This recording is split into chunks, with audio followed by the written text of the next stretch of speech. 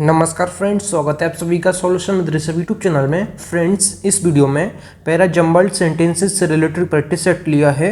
इस practice set में 20 question cover करेंगे।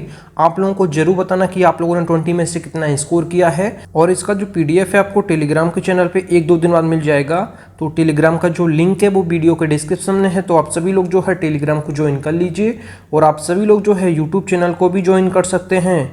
यूट्यूब चैनल ज्वाइन करते ही आपको सभी वीडियोस की जो PDF होगी वो आपको टेलीग्राम पे मिल जाएगी और उसका पासवर्ड आपको चैनल के मेंबरशिप सेक्शन में आपको मिल जाएगा।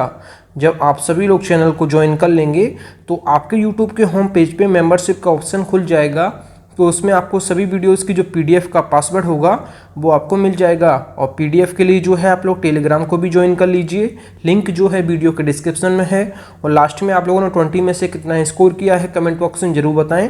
आप में से किसी ने ही कमेंट किया था सर PQRS पे जो है एक वीडियो चाहिए, तो आप लोगों की डिमांड पे मैं वीडियो बनाता हूँ। तो आप लोगों की जो है रिस्पॉन्सिबिलिटी बनती है कि आप लोग वीडियो को लाइक और अपने 10 फ्रेंड्स में वीडियो को जरूर शेयर किया करें। इससे मुझे मोटिवेशन मिलता है एक नई वीडियो बनाने के लिए। तो आप लोग वीडियो को शेयर और लाइक जरूर करिएगा। तो चलिए वीडियो को शुरू करते हैं। अगर आप चैनल पे पहले आप विजिट किए, चैनल को सब्सक्राइब करें, बेल आइकन को प्रेस करें। चलिए वीडियो को शुरू करते हैं। सबसे पहला जो क्वेश्चन है question number 1, the capital necessary. P में जो दिया है द वर्कर्स, Q में जो दिया है to start a business, R में दिया है कंट्रीब्यूटेड और वेंचर ऑफ ऑब्टेन्ड बाय दिया है S में। तो आपको जो है इसमें PQRS को जो है अरेंज करना है। तो जो सेंटेंस रीअरेंजमेंट का जो है कोई रूल नहीं होता है, कोई इसमें ट्रिक नहीं लगानी होती है। आपको जो अभी तक आपने सीखा है बस उसको अप्लाई करना है। तो यहाँ पे आपने जो भी अभी तक सीखा है बस उसको अप्लाई कर दीजिए, तो हमारा सेंटेंस यहाँ पे करेक्ट बन जाएगा। तो यहाँ पे सबसे पहले आप द कैपिटल नेसेसरी को छोड़ दीजिए, आप केवल जो PQRS को देखिए। तो यहाँ पे P में दिया है द वर्कर्स और S जो Q में दिया है टू स्टार्ट अ बिजनेस और S में जो दिया है वेंचर ऑफ ऑब्टेन्ड बाय। तो हमें ये चीज़ पता है वाई द वर्कर्स होना चाहिए, क्योंकि जो श्रमिकों होता है, श्रमिकों के द्वारा कोई काम होता है तो बाय द वर्कर्स होना चाहिए। तो यहाँ पे जो है हमें ये चीज़ पता चल गई है कि S के बाद P आना चाहिए, venture of obtained by the workers होना चाहिए। तो हमें S के बाद P पता चल गया है। तो हमें ऑप्शन में भी चेक करना है कि S के तुरंत बाद P किस ऑप्शन में दिया है। तो S के बाद P इसमें नहीं दिया, तो ये हमारा गलत हो गया है। B ऑप्शन में दिया है S के बाद P, तो इसको अभी हम देखेंगे, चेक करेंगे। और S के बाद इसमें जो है नहीं दिया है और इसमें भी S के बाद P नहीं दिया है, मतलब S के बाद तुरंत P मैंने बताया था, तो इसमें बीच में R दिया है, तो इस वजह से ये हमारा गलत हो जाएगा। तो यहाँ पे जो है 3 ऑप्शन हमारे जब गलत हो गए हैं तो इसको हम सही कर सकते हैं और इसका जो है सेंटेंस का अर्थ भी हम निकाल सकते हैं। तो यहाँ पे जो B ऑप्शन दिया है, B ऑप्शन के हिसाब से एक बार चेक कर लेते हैं। द कैपिटल नेसेसरी, फिर उसके बाद टू स्टार्ट अ बिजनेस, फिर उसके बाद जो है S venture of obtained by the workers contributed. तो इस सेंटेंस का अर्थ भी सही निकल रहा है। तो यहाँ पे जो है इस सेंटेंस जो पूरा सेंटेंस हो जाएगा, the capital necessary to start a business venture of obtained by the workers contributed, मतलब व्यवसाय शुरू करने के लिए आवश्यक पूंजी का योगदान श्रमिकों द्वारा प्राप्त किया गया। इस सेंटेंस का मतलब हो जाएगा। तो हमें सेंटेंस के अर्थ के अकॉर्डिंग भी और सेंटेंस के जो है आपको मैंने जिस हिसाब से मैंने आपको बताया है उसके हिसाब से B ऑप्शन हमारा करेक्ट हो जाएगा। अगला जो क्वेश्चन है क्वेश्चन नंबर 2, सो फार। P में दिया है रिपोर्ट्स एंड इन्वेस्टिगेशंस और Q में दिया है पब्लिश्ड आ मिक्सचर और R में दिया है ऑफ आर्टिकल्स इंक्लूडिंग और द जर्नल हैज़ दिया है S में। तो सबसे पहले आपको सो फार को छोड़ देना है, केवल आपको जो है PQRS में ये देखना है कि सब्जेक्ट कौन सा हमारा बन सकता है। तो ये P तो हमारा अभी नहीं बन सकता है और ना Q बन सकता है, ना तो R बन सकता है, तो S हमारा बन जाएगा। द जर्नल हैज़ के बाद जो हैज़ के बाद आएगी ये वर्ब की थर्ड फॉर्म आएगी जो कि दिया है Q में। तो यहाँ पे S के बाद Q आना चाहिए, S के बाद Q आना चाहिए। The journal has published a mixture, S के बाद Q किस ऑप्शन में दिया है, तो यहाँ पे नहीं दिया है, तो ये हमारा गलत हो जाएगा। ये हमारा हो नहीं सकता है, ये भी हमारा नहीं हो सकता है, ये भी हमारा नहीं हो सकता है। S के बाद Q यहाँ दिया है, तो इसको हम एक बार सही कर सकते हैं। इसको एक बार अर्थ के अकॉर्डिंग भी चेक करेंगे। तो यहाँ पे SQRP दिया है, तो इसको एक बार चेक कर लेते हैं। So far the journal has published a mixture, फिर उसके बाद आर दिया है, of articles including reports and investigations. तो ये हमारा करेक्ट हो जाएगा, इसका अर्थ भी सही निकल रहा है। तो इसको एक बार मैं चेक कर लेता हूँ। So far the journal has published a mixture of articles including reports and investigations. तो इसका जो अर्थ निकलेगा ये निकलेगा, अब तक पत्रिका ने रिपोर्ट और जांच सहित लेखों का मिश्रण प्रकाशित किया है। इस सेंटेंस का मतलब हो जाएगा। अगला जो क्वेश्चन है question number 3, then the women, P में दिया है लेमेंटिंग देयर इविल डिजायर, और क्यू में दिया है दैट हैड बॉट, और आर में दिया है वेप्ट लाउडली, और एस में जो दिया है दिस सोरो अपॉन देम, ये यहाँ पे काट दीजिए, ये डबल हो गया है तो इसको आप काट दीजिए। तो सबसे पहले पी क्यू आर एस को आप सीक्वेंस देख लीजिए। तो यहाँ पे देन द वुमेन लिखा है, तो इसके बाद जो भी आएगा ये वर्ब आएगी। तो यहाँ पे हमें समझ में आ रहा है कि यहाँ पे एस तो नहीं आ सकता है और ना ही क्यू आ सकता है। तो यहाँ पे पी और आर में हमें चेक करना है। The women wept loudly lamenting their evil desire, तो ये हमारा करेक्ट है। यहाँ पे सबसे पहले आर आना चाहिए, फिर उसके बाद पी आना चाहिए। हमें आर और पी ये देखना है, आर पी किस ऑप्शन में दिया है। तो आर के बाद तुरंत पी यहाँ नहीं दिया है, आर के बाद तुरंत पी यहाँ भी नहीं दिया है, आर के बाद यहाँ पी दिया है, इसको हम चेक करेंगे, और आर के बाद पी यहाँ पे भी नहीं दिया है। तो हमें केवल इसको ऑप्शन को सही कर सकते हैं। एक बार इसको अर्थ के अकॉर्डिंग भी देख लेते हैं। तो यहाँ पे आर के बाद दिया है पी, फिर उसके बाद क्यू, फिर उसके बाद एस। तो इसको हम एक बार अर्थ के अकॉर्डिंग चेक कर लेते हैं। तो यहाँ पे then the women wept loudly lamenting their evil desire, फिर उसके बाद क्यू दिया है that had bought this sorrow upon them. मतलब यहाँ पे सेंटेंस का ये निकल रहा है, तब वे स्त्रियां अपनी उस दुष्ट अभिलाषा का विलाप करते हुए जोर जोर से रोने लगीं जिसने उन पर यह दुख लाद दिया था। इस सेंटेंस का अर्थ भी सही निकल रहा है। तो यहाँ पे जो है सी ऑप्शन इसका करेक्ट हो जाएगा। अगला जो क्वेश्चन है question number 4, the master, P में दिया है who was very loyal to him, फिर क्यू में दिया है पनिश द सर्वेंट, और आर में दिया है without giving any valid reason, और एस में जो दिया है when he left the work unfinished. तो इसमें आप लोग देख लीजिए, सबसे पहले इसमें क्या होगा। तो द मास्टर के अकॉर्डिंग आपको ये चीज़ याद रखनी है जो मैं बता रहा हूँ, पहले की सब्जेक्ट आना चाहिए, फिर उसके बाद वर्ब आना चाहिए। तो यहाँ पे मैं अर्थ उसका जो है पहले देख लेता हूँ, उसका अर्थ क्या निकल सकता है। तो आप लोग सेंटेंस का अर्थ भी समझते जाइए। तो यहाँ पे द मास्टर के बाद जो भी आएगा, यहाँ पे आएगा पनिश द सर्वेंट, मतलब कि जो है मास्टर ने नौकर को डांटा, मतलब नौकर को पनिश किया। तो the master punish the servant, तो यहाँ पे क्यू से इसकी शुरुआत होगी। तो क्यू से इसकी शुरुआत होगी, तो यहाँ पे जो है ये ऑप्शन हमारा गलत हो गया है और ये भी हमारा गलत हो गया है। केवल हमें दो ऑप्शन चेक करने हैं, ए और बी। तो यहाँ पे क्यू के बाद एस दिया है और क्यू के बाद पी दिया है। तो पहले हम क्यू के बाद एस चेक कर लेते हैं, पनिश्ड द सर्वेंट, फिर उसके बाद एस दिया है when he left the work unfinished, फिर उसके बाद पी दिया है हु वॉज वेरी लॉयल। तो ये भी हमारा ये ऑप्शन ये हमारा गलत हो जाएगा, इसका कोई अर्थ नहीं निकल रहा है।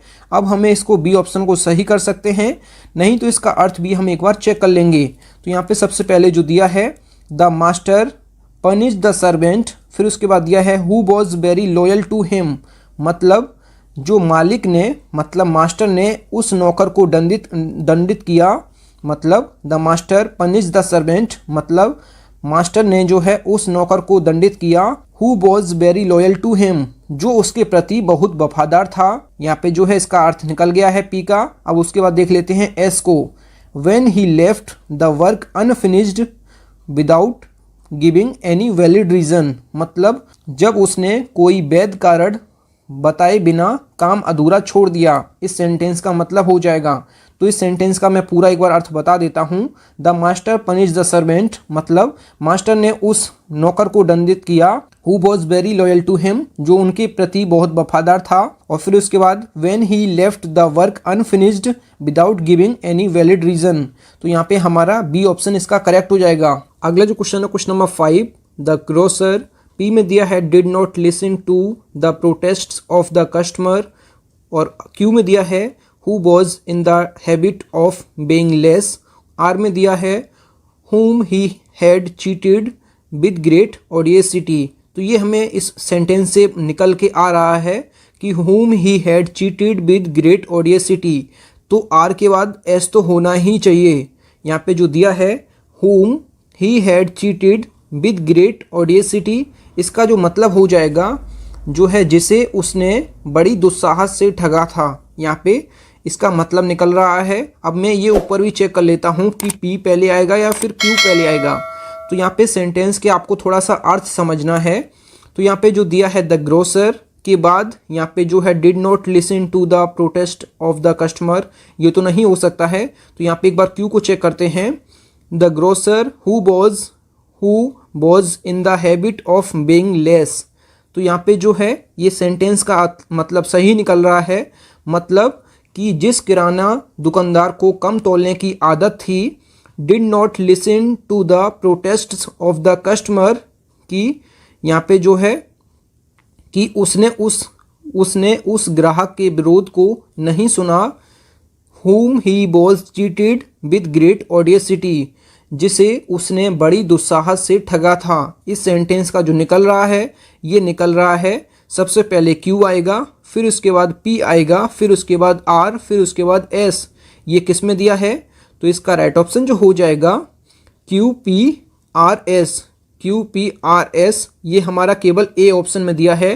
तो यहाँ पे एक बार मैं इसको और जो है डिफाइन कर देता हूँ। The grocer who was in the habit of being less, मतलब जिस किराना दुकानदार को कम तोलने की आदत थी। Did not listen to the protests of the customer, मतलब उसने उस ग्राहक के विरोध को नहीं सुना। whom he had cheated with great audacity, मतलब जिसे उसने बड़ी दुस्साहस से ठगा था। यहाँ पे जो है इसका ए ऑप्शन करेक्ट हो जाएगा। अगला जो क्वेश्चन है क्वेश्चन नंबर 6 जो है डेस्पाइट हैविंग के बाद क्या आएगा आप लोग पहले देख लीजिए। पी में दिया है no means to actively defend, और फिर उसमें दिया है like claws and jaws they had, फिर उसमें दिया है evolved other equally effective deterrents, फिर उसमें दिया है देमसेल्व्स विद वेपन्स। तो इसमें जो है सबसे पहले आपको जो है इसमें डेस्पाइट हैविंग दिया है। डेस्पाइट हैविंग नो मीन्स ये हो सकता है, लेकिन इसको मैं PQRS को सबसे पहले इसमें चेक करेंगे। सबसे पहले इसमें क्या आना चाहिए? तो सबसे पहले क्वेश्चन नंबर 6 में आप ये देख लीजिए, यहाँ पे जो लिखा है themselves with weapons like, तो यहाँ पे जो है themselves with weapons like मतलब कि, तो यहाँ पे जो है S के बाद Q होना चाहिए। S के बाद Q होना चाहिए। themselves with weapons like claws and jaws, मतलब कि पंजे और जबड़े। ही दे हैव के बाद आना चाहिए फिर R, तो यहाँ पे जो है Q के बाद R आना चाहिए। तो सबसे पहले तो P आना चाहिए। तो यहाँ पे ये हमारा सीक्वेंस करेक्ट हो गया है। तो सबसे पहले मैंने क्या दिमाग लगाया, तो इसमें आपको PQRS में सबसे पहले मैंने S को पढ़ा यहाँ पे themselves with weapons, तो with weapons मतलब किस वेपन के साथ जाएगा वो? लाइक क्लॉज एंड जॉज, मतलब पंजे और जबड़े जो हथियार होते हैं, पंजे और जबड़े के जो लाइक वेपन्स उसके जो हैं। तो यहाँ पे दे हैव, फिर उसके बाद हैव के बाद वर्ब की थर्ड फॉर्म आना चाहिए, तो इलेब्ड अदर इक्वली इफेक्टिव डिटरेंट्स, तो यहाँ पे जो है आर आना चाहिए क्यू के बाद। तो सबसे पहले पी छूट गया है तो पी सबसे पहले आएगा, तो यहाँ पे एस क्यू आर सबसे पहले पी आ जाएगा। तो despite having no means to actively defend, फिर इसके बाद आएगा themselves with weapons like claws and jaws they had eluded other equally effective deterrents। तो यहाँ पे हमारा करेक्ट जो हो जाएगा ये हो जाएगा PSQR। PSQR किस ऑप्शन में दिया है? तो ये केवल हमारा बी ऑप्शन में दिया है, तो इसका जो है बी ऑप्शन करेक्ट हो जाएगा। अगला जो क्वेश्चन है question number 7 which may be easily overlooked, मतलब जिसे आसानी से अनदेखा किया जा सकता है। तो किसको अनदेखा किया जा सकता है इसका कोई पता नहीं है, तो ये पी से इसकी शुरुआत नहीं हो सकती है। Emphasising by contrast as aspect of truth, तो इसके भी शुरुआत नहीं हो सकती है। हमें आर और एस चेक करना है। इट्स पावर लाइज इन, फिर like most epigrams its power, तो इट्स पावर यहाँ दिया है तो यहाँ पे इसको हम काट देंगे, तो इसकी शुरुआत एस से होगी। तो यहाँ पे मैं एस से इसकी शुरुआत कर रहा हूँ, तो यहाँ पे जो है इट्स जो यहाँ पे दिया है इट्स पावर लाइज इन से इसकी शुरुआत नहीं हो सकती है, तो यहाँ पे सेंटेंस का सही अर्थ जो है ये निकलेगा एस से। तो लाइक मोस्ट एपिग्राम्स के बाद इट्स पावर लाइज इन, तो यहाँ पे जो है एस के बाद आर किस ऑप्शन में दिया है, तो यहाँ पे आई एस के बाद आर जो है ये दिया है केवल सी ऑप्शन में। तो इसको हम सही भी कर सकते हैं, एक बार इसको अर्थ के अकॉर्डिंग चेक भी कर लेते हैं। तो यहाँ पे जो दिया है एस आर क्यू पी, तो इसको एक बार चेक कर लेते हैं। तो like most epigrams its power lies in emphasising by contrast as aspect of truth which may be easily overlooked. तो यहाँ पे मैंने आपको बताया, तो यहाँ पे पी, यहाँ पे इसकी शुरुआत जो है एस से होगी और ख़त्म जो है फिनिश जो होगा ये पी से होगा। तो यहाँ पे इसका सी ऑप्शन करेक्ट हो जाएगा। इस सेंटेंस का जो मतलब होता है, एपिग्राम्स होता है जो जिन कविताओं को पढ़ने में जो है मनोरंजन का भाव प्रकट हो। तो यहाँ पे जो है अधिकांश जो एपिग्राम्स होती हैं, जो कविताएं होती हैं, जो उनकी शक्ति जो होती है इसके विपरीत सत्य में एक पहलू पर जोर देने में निहित होती हैं, जिसे अनदेखा नहीं किया जा सकता है। इस सेंटेंस का ये कुछ अर्थ निकल रहा है। तो यहाँ पे जो है इसका सी ऑप्शन करेक्ट हो जाएगा। अगला जो क्वेश्चन है क्वेश्चन नंबर 8। फ्रेंड्स, अगर आपको वीडियो पसंद आती है तो वीडियो को लाइक एंड शेयर जरूर किया करें। यहाँ पे दिया है ही हैज़, फिर पी में दिया है वाइल ही वॉज इन आ रेवरी, फिर इसके बाद फाउंड द बुक, फिर eight the bus stop he lost. तो यहाँ पे सबसे पहले ही हैज़ दिया है, तो ही हैज़ के बाद वर्ब की थर्ड फॉर्म आनी चाहिए जो कि क्यू में दिया है। तो सेंटेंस की शुरुआत जो है क्यू से होनी चाहिए। फिर उसके बाद हम चेक करते हैं, तो क्यू से शुरुआत केवल ए में हो रहा है और बी में हो रहा है, तो ये हमारा गलत हो गया है, ये भी हमारा गलत हो गया है। हमें केवल ए और बी ऑप्शन चेक करना है। तो सबसे पहले हम ए को चेक करते हैं। तो सबसे पहले दिया है क्यू के बाद एस, तो he has found the book he lost, फिर उसके बाद are at the bus stop while he was in a robbery. तो यहाँ पे इसका करेक्ट जो हो जाएगा ये ए ऑप्शन हमारा करेक्ट हो जाएगा। एक बार बी को भी चेक कर लेते हैं। तो यहाँ पे दिया है क्यू के बाद आर, तो found the book eight the bus stop, फिर इसके बाद एस्ट ही लॉस्ट, ये तो हमारा गलत हो जाएगा, ये हमारा बिल्कुल गलत हो जाएगा सेंटेंस के अर्थ के अकॉर्डिंग। तो यहाँ पे हमारा ए ऑप्शन करेक्ट हो जाएगा। ही has found the book, he has found the book मतलब उसे वह किताब मिल गई है। कौन सी किताब मिल गई है? जो उसने बस स्टॉप पर खोई थी। तो यहाँ पे he lost eight the bus stop, जो उसने बस स्टॉप पर खोई थी। तो यहाँ पे फिर उसके बाद जो दिया है वाइल ही वॉज आ रेवरी, तो यहाँ पे जो है जब वह एक जो है श्रद्धा में था। तो यहाँ पे इसका करेक्ट हो जाएगा, ए ऑप्शन यहाँ पे करेक्ट हो जाएगा। अगला जो क्वेश्चन है question number 9। More space for building new things and developing we must have an open countryside. तो सबसे पहले इसमें जो है करेक्ट, इसमें सबसे पहले शुरुआत जो होगी ये आर से होगी।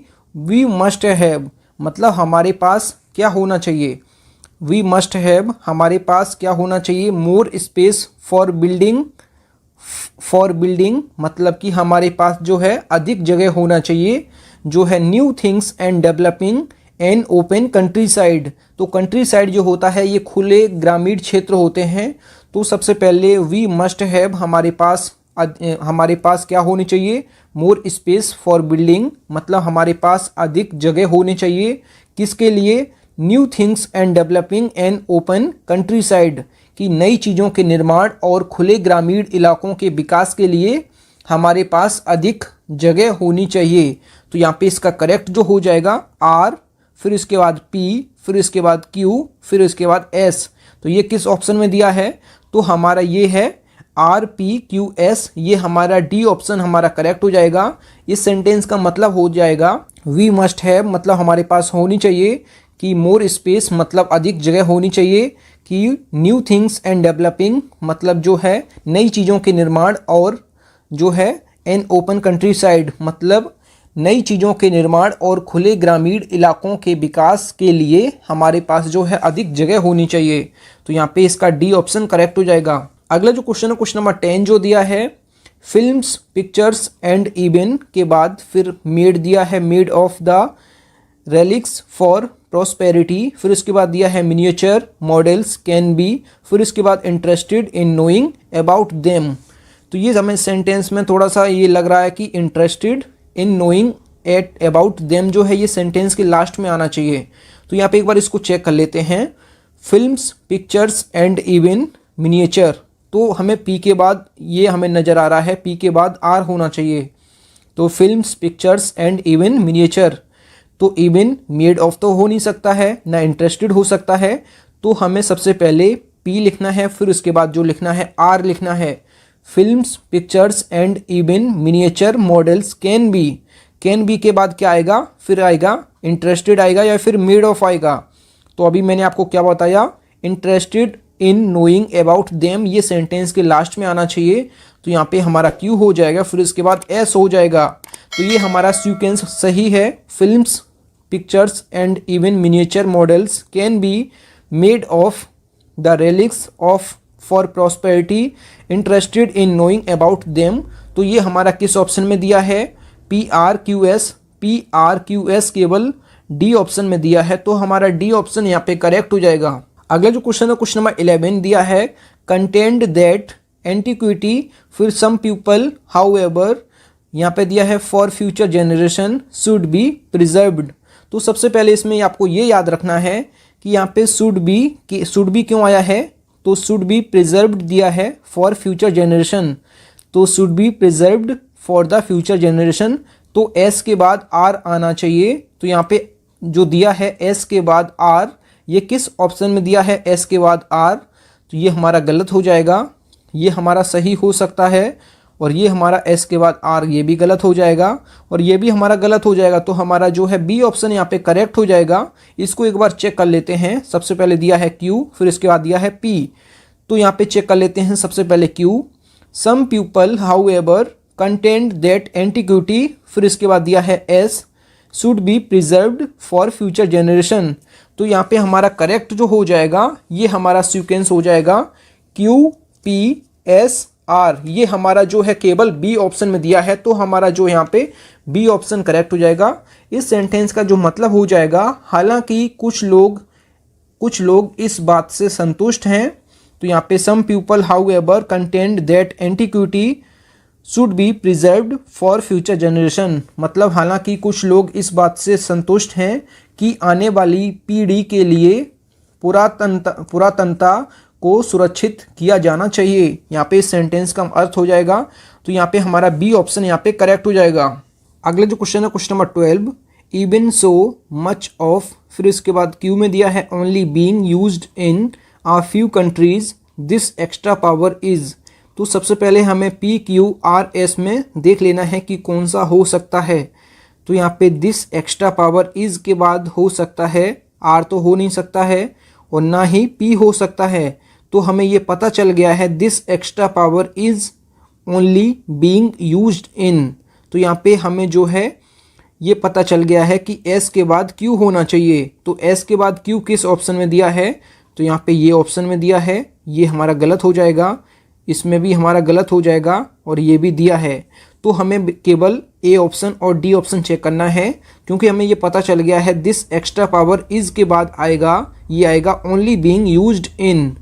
तो यहाँ पे जो है used in uh few countries, तो ये हमारा हो सकता है। तो इसको एक बार चेक कर लेते हैं।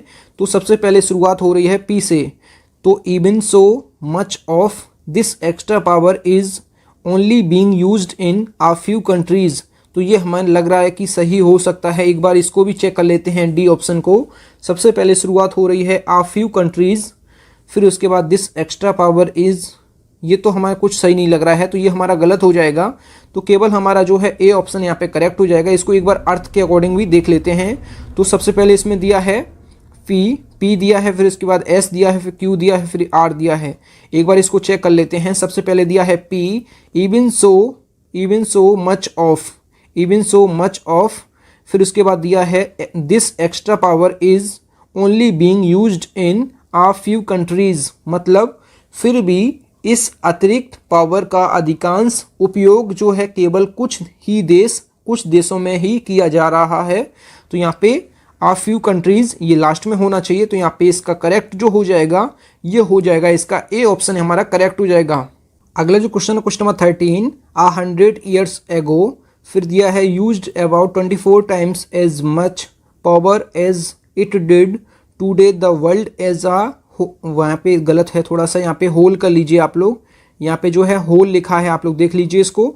तो यहाँ पे सेंटेंस की शुरुआत जो है ये पी से होगी या फिर क्यू से या फिर आर से या फिर एस से। तो सबसे पहले आप समझ लीजिए 100 ईयर एगो, 100 ईयर्स एगो, ये तो है एगो जो दिया है ये सेंटेंस के हमेशा लास्ट में आता है, तो इससे सेंटेंस की शुरुआत नहीं हो सकती है। तो पी को हम लिख देते हैं, इसको कभी भी लास्ट में यूज़ करेंगे या फिर बीच में यूज़ होगा, ये शुरुआत में कभी भी यूज़ नहीं हो सकता है। और क्यू यूज़ होगा नहीं क्योंकि यहाँ पे यूज्ड से शुरुआत हो रही है, तो यहाँ पे जो है पी क्यू तो हो नहीं सकता है, केवल हमें आर ऑप्शन चेक करना है और एस। और आर और एस किस ऑप्शन में दिया है, तो ये हमारा गलत हो जाएगा, ये भी हमारा गलत हो जाएगा। केवल हमें दो ऑप्शन चेक करने हैं, एस के बाद आर दिया है, यहाँ एस के बाद क्यू दिया है।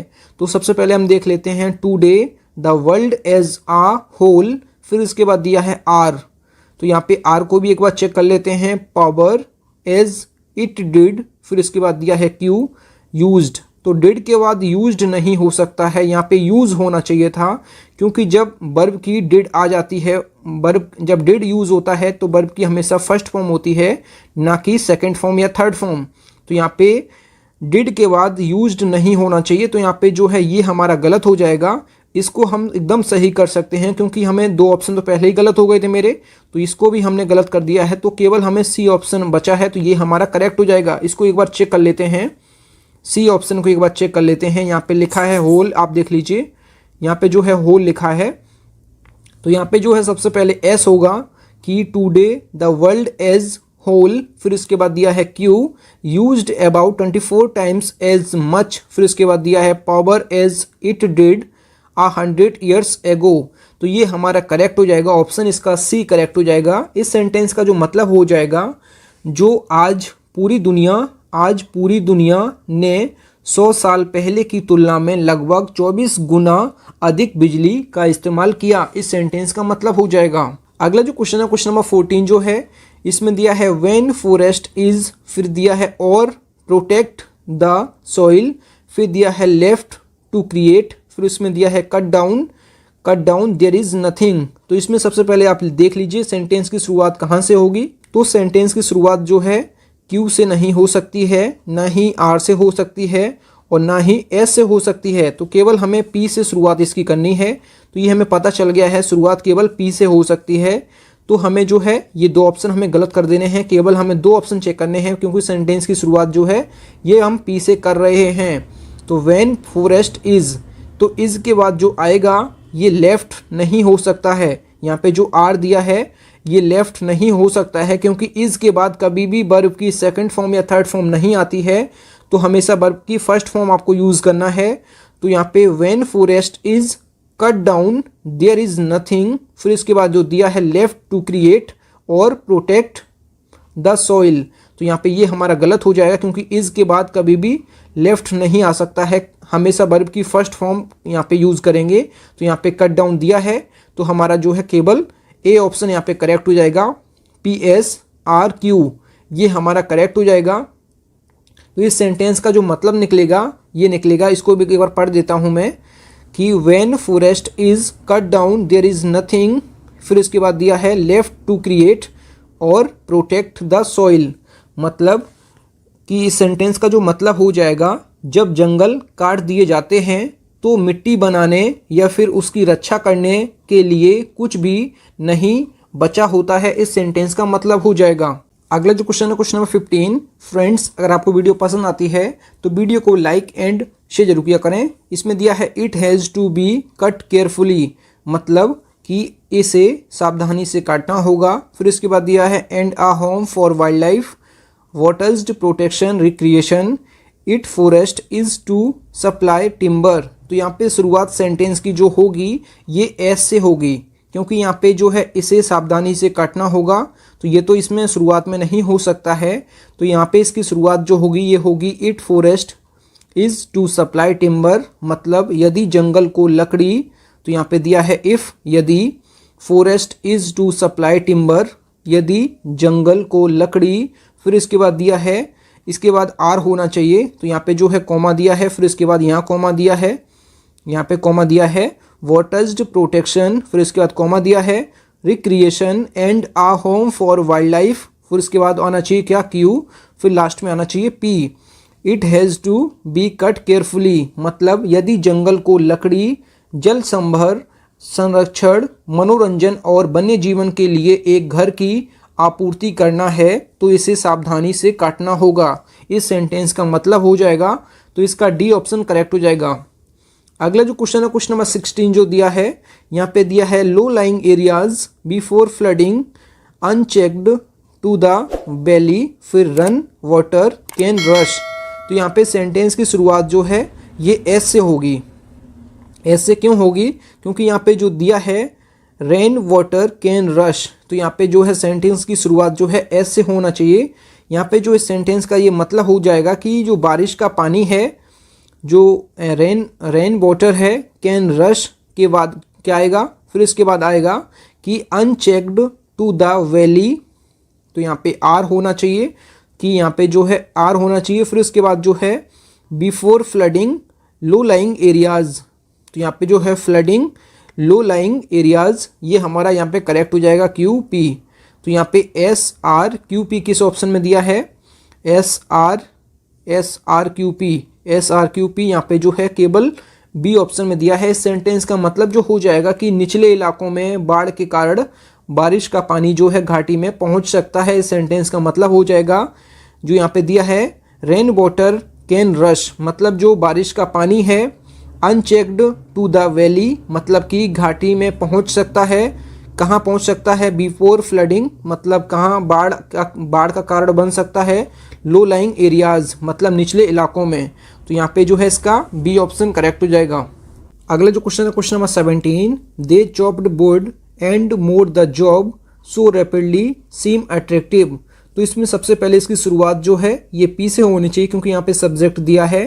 तो यहाँ पे दे से शुरुआत इसकी होगी, दे चॉप्ड बोर्ड, तो यहाँ पे सबसे पहले पी होनी चाहिए। फिर उसके बाद एंड मोड द जॉब, तो यहाँ पे फिर उसके बाद क्यू होना चाहिए, सीम अट्रैक्टिव सो रैपिडली, तो यहाँ पे एस, फिर यहाँ पे आर होना चाहिए। ये किस ऑप्शन में दिया है, तो ये केवल दिया है यहाँ पे ये पी क्यू एस आर, तो यहाँ पे थोड़ा सा मिस्टेक है, आप लोग सही कर लीजिए। पी क्यू एस आर यहाँ पे आप लोग सही कर लीजिए, ये ऑप्शन में मिस्टेक है।